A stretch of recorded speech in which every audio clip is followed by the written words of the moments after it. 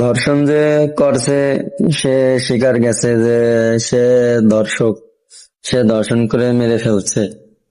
তাকে মনে করেন যে অ্যারেস্ট করে থানায় নিয়ে গেল, তাকে জেলে রাখবে, দেশের খাওন খাওয়াবে। এখন এই 8 বছরের রমিসা, তার ডিএনএ টেস্ট হচ্ছে।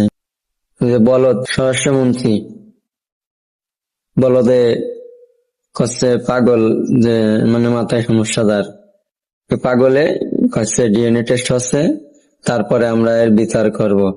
আমি দর্শক, আমি স্বীকার গেছি যে আমি দর্শন করছি, মেরে ফেলাইছি, এখানে আবার ডিএনএ টেস্ট কোথা থেকে আসলো? এখানে উচিত ছিল সরকারি কর্মকর্তাদের তাকে ধরেই গুলি করে মেরে ফেলা। একে যখন গুলি করে মেরে ফেলবে তখন এর থেকে মানুষ একটা শিক্ষা নিবে যে না, দেশে একটা বিচার আছে। আসামি স্বীকার গেছে যে সে দর্শক, তারপরও তাকে অ্যারেস্ট করা হয়েছে। তাকে এতক্ষণ তো বেঁচেই থাকার কথা না। এর বিপক্ষে যে উকিল আছে, ওই উকিল বাইরে মাইরে ফেলানো দরকার, নইলে এই সমাজ ঠিক হবে না। ঠিক আছে।